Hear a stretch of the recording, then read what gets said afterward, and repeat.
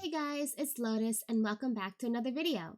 Today, we're going to continue on with our read-along of Urha. Let's jump right in. Chapter 42. This venerable one is a little uneasy. Chuaning replied, if it was the real Gochen the Exalted, why would he use dead things instead of living beings? And even though this man's powers are fairly strong, there's still nothing compared to a god's. This made a lot of sense, but Moran was still confused on a few parts. Was it when Shizun saw this dead fox, that you realized that guy was an imposter? Chuaning shook his head. No. Then how could you tell? Do you still remember what this Gochen asked me when he first showed up?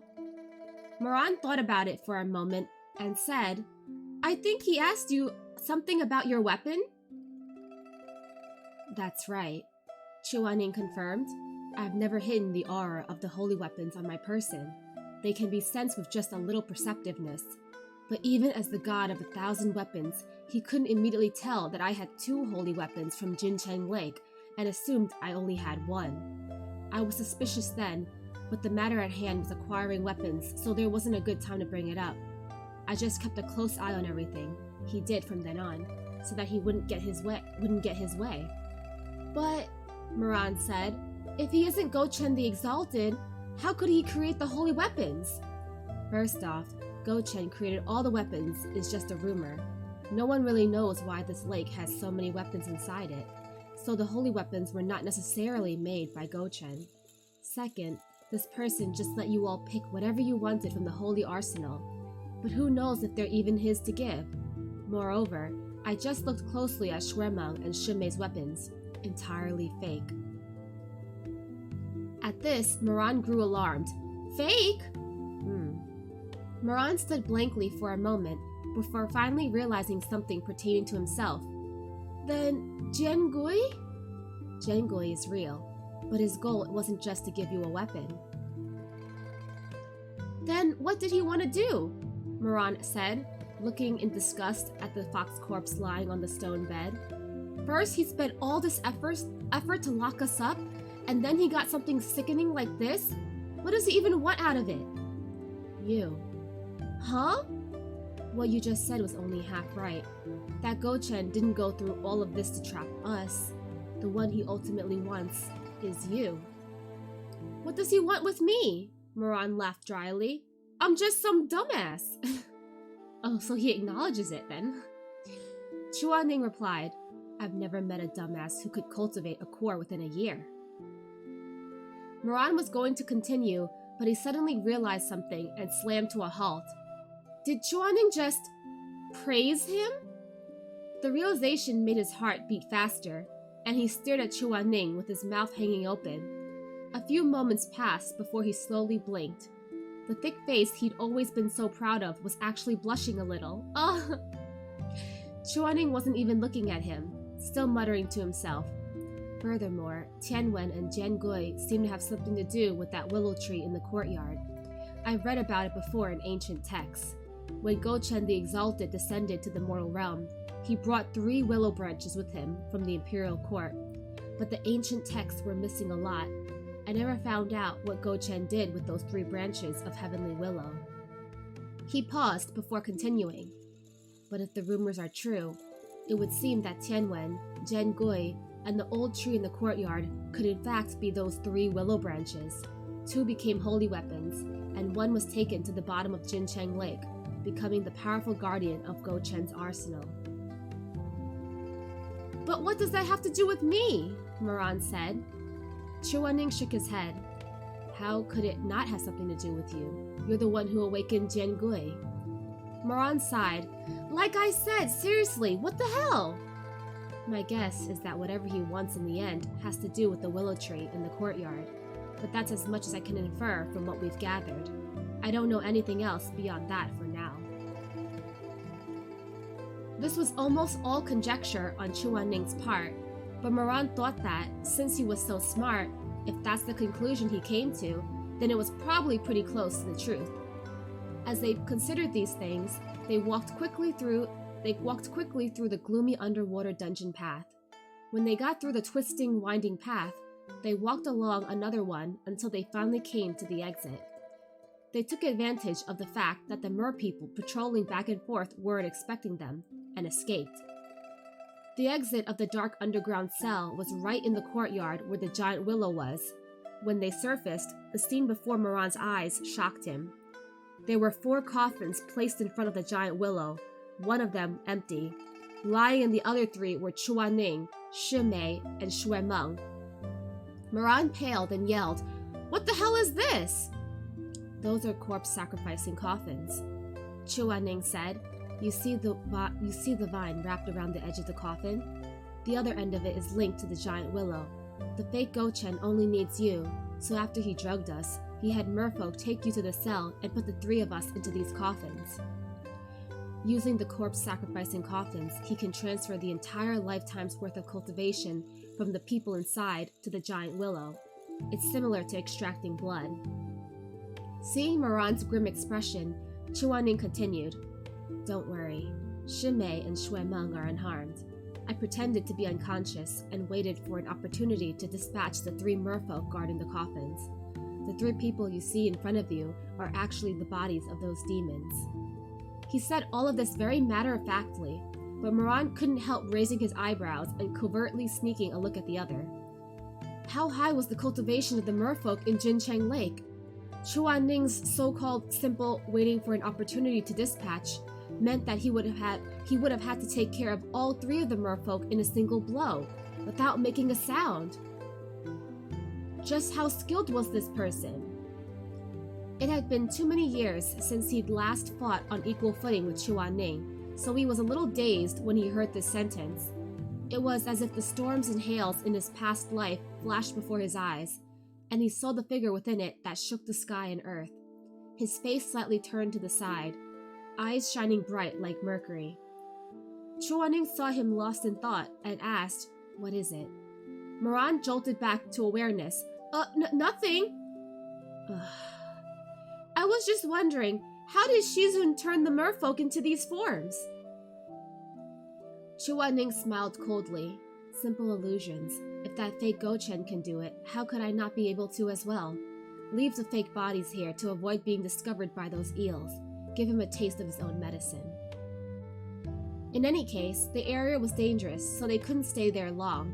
They took a short breather and then left immediately. However, when they ran to the meeting place Xuemeng and the others had agreed upon, they found that it was empty. No one was there. Moran's face went completely white. "Where's Shimei?" Chuaning's expression was also slightly disquieted. He didn't answer, instead lifting his ring finger and producing a layer of golden light atop it. He could use the Haitang flowers, which he tucked into the waistbands of the 3 disciples before they climbed Dawning Peak, to track them. After a short period of time, Chuaning cursed under his breath and put the light away. Something we didn't expect may have happened here. The 2 of them probably ran away from this area to hide from the merfolk patrolling back and forth, possibly towards the market. Come, let's go look. The 2 of them were both extremely skilled, easily avoiding all of the merfolk patrols. They swiftly flipped over the tall walls of the courtyard and rushed in the direction of the market that Gochen had taken them to during the day. Normally, there would be no such thing as night and day underwater. The Jincheng Lake was different. One could perceive the rising of the sun and the setting of the moon. At that time, the long night had already broken and the sun was rising in the east.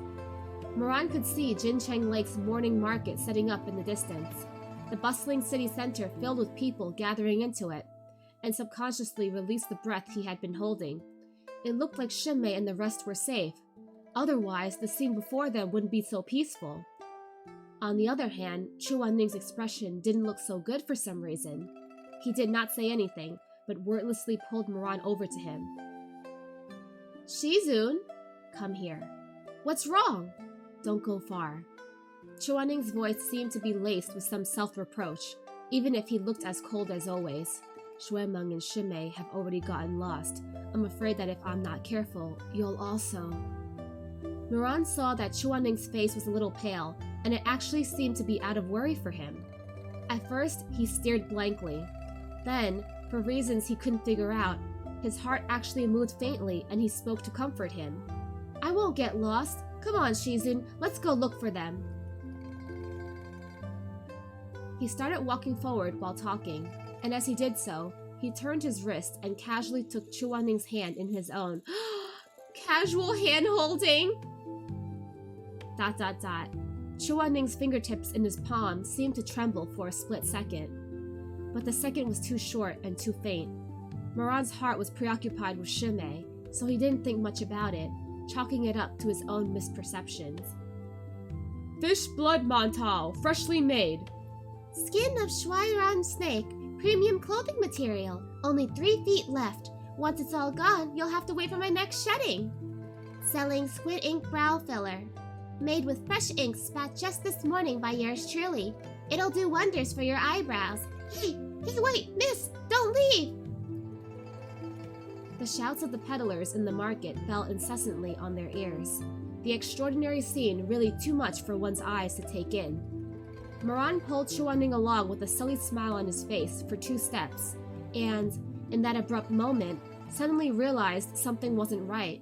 He immediately slammed to a halt, eyes widening in an instant, and he felt all the blood in his body run cold.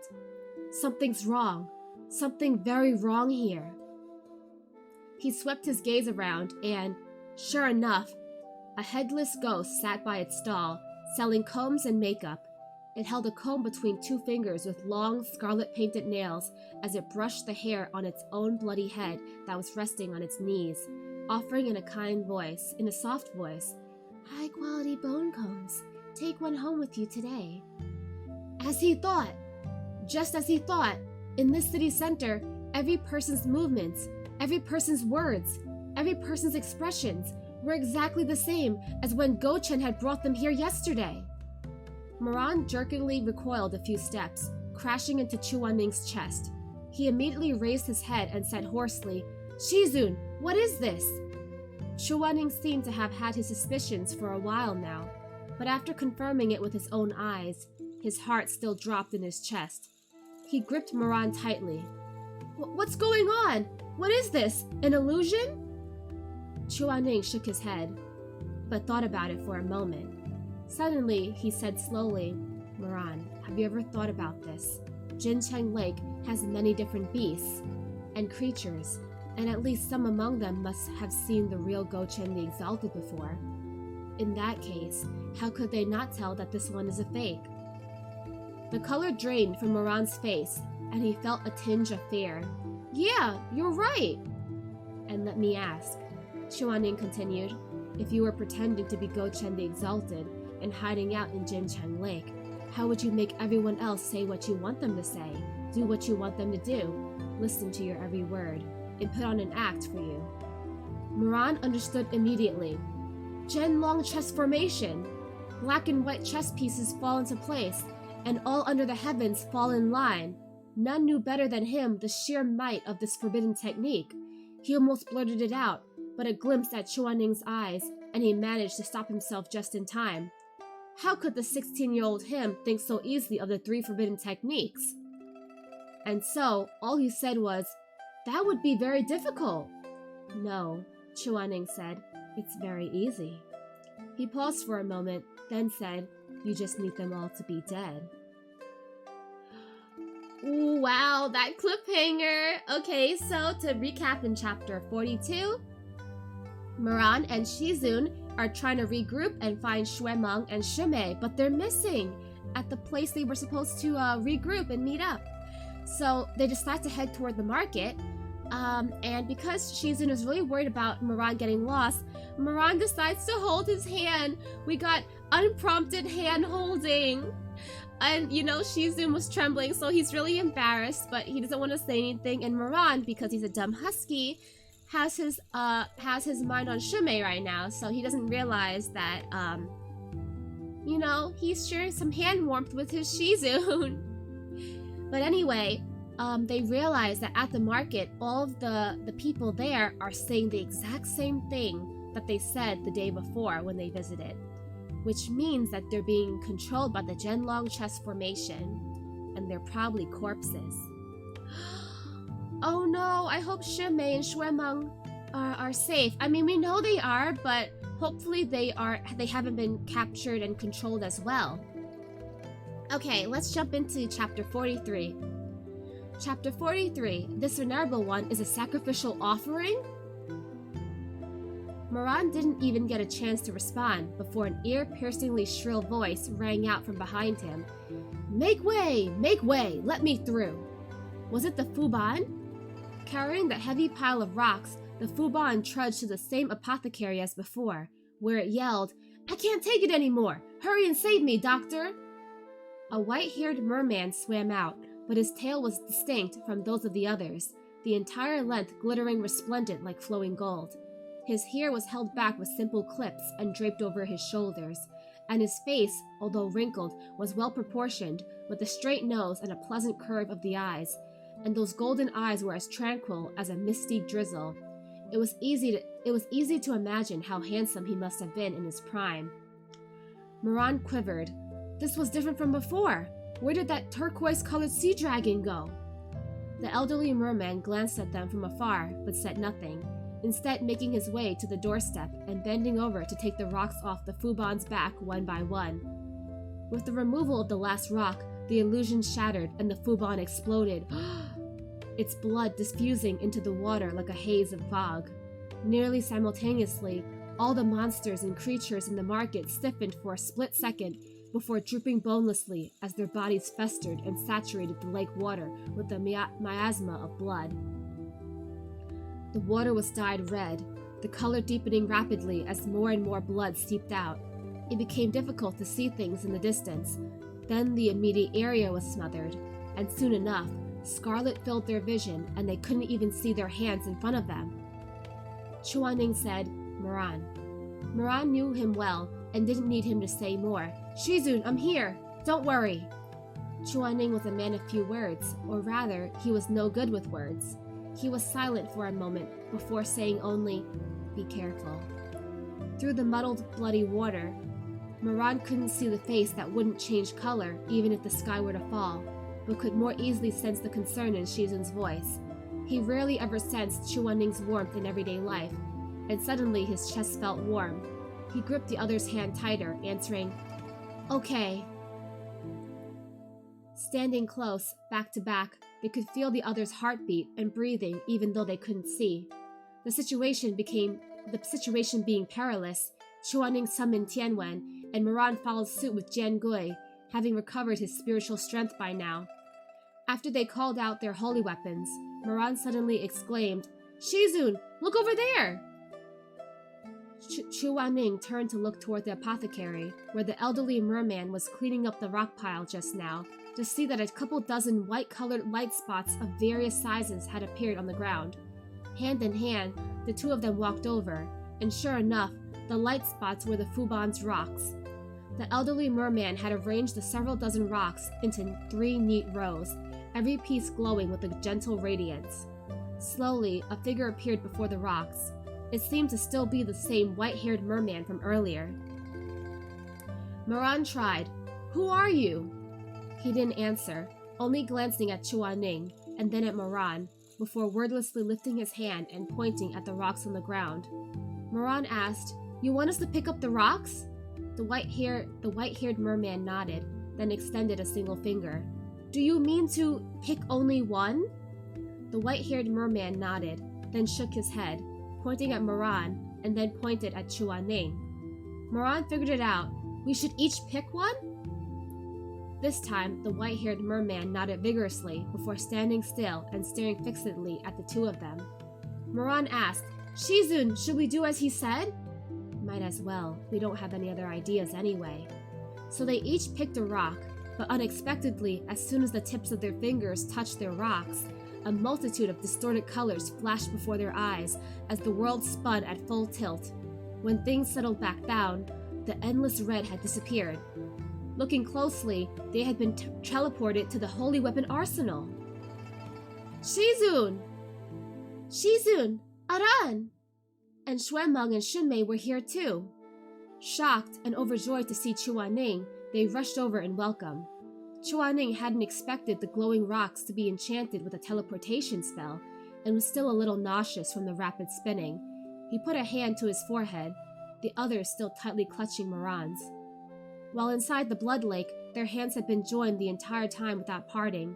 Chuaning's status being what it was, he rarely had any opportunity to hold hands with Moran. Aw, he wants to hold hands with Moran on a daily basis, huh? Most of the time, he could only stand a little ways off, watching the closeness between his disciples from a distance. And so, he cautiously cherished this rare warmth in his palm. Shumei! But the warmth that was such a precious treasure to him was, to the other, perhaps worthless like a pair of worn-out shoes, perhaps not worth mentioning, or perhaps wasn't even noticed at all. The moment he saw Shumei, Moran very casually let go of his hand. He's such a dumb husky. Oh my gosh, okay. Poor Chuaning! Chuaning's fingertips twitched slightly, and for a split second, seemed as if they wanted to grab onto him. But what excuse did he have for that? He no longer had the courage to like someone. He didn't want to lose the pathetic bit of pride he had left too. Watching Moran smile so easily at Shumei, hugging him so casually and stroking his hair so gently, Chuaning's fingertips drooped back down, with some embarrassment, with some awkwardness. Luckily, his face was habitually impassive, so emotions didn't show through too obviously. Maybe because he was getting older, and being such a stiff person, after that spin in the teleportation array, his chest felt a bit cold. But it wasn't too bad. There was still a little bit of warmth left at the tips of his fingers. Leaning on that thread of remaining warmth that would soon disappear, he slowly stood up straight and arranged his expression and gaze, tidy and proper. Shizun, are you feeling okay? Your face is so pale. Chuaning nodded at Shuemeng. I'm fine. He paused for a moment, then asked, were you two also teleported here by that merman? Before Shuemeng had a chance to respond, there came a burst of bubbling sounds. Chuaning turned to see half a bloody face, and right after, a disfigured person emerged from the boiling hot smelting pool with a splash. This person was definitely no mortal, or else definitely not alive, for no mortal could survive being submerged in the fiery molten metal. But this person, although raw and burnt all over, clearly still drew breath.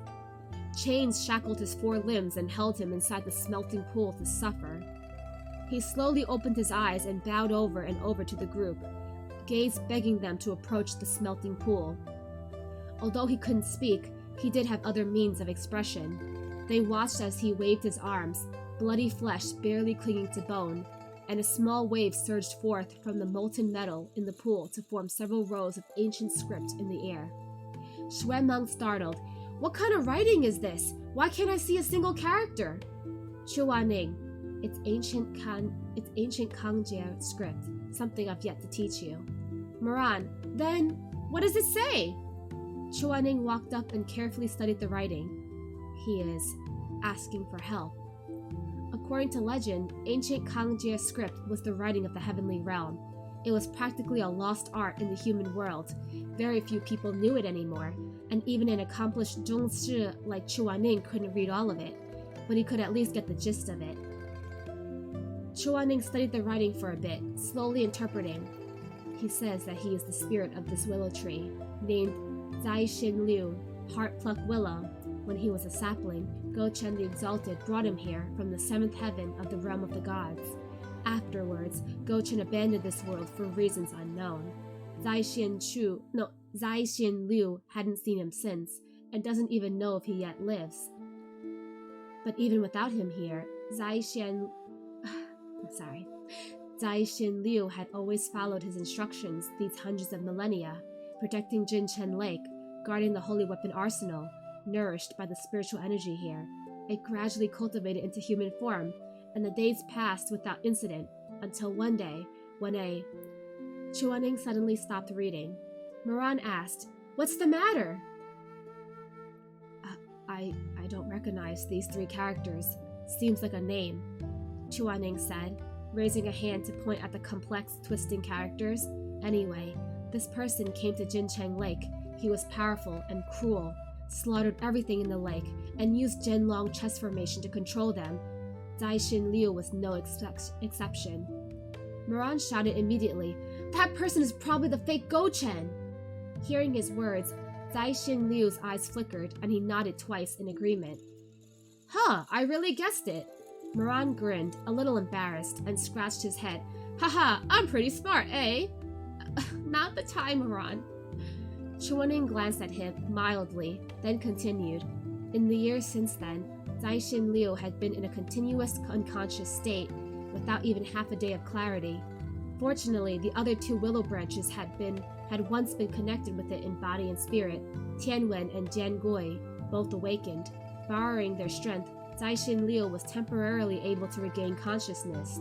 If not for that, it probably would have already lost control and hurt everybody here. Hearing that everyone here was either incredulous or apprehensive, the three youths collectively raised their heads to stare at the being in the smelting pool, unsure how to take its self-introduction. Moran started, Liu Qianbei, Senior Willow.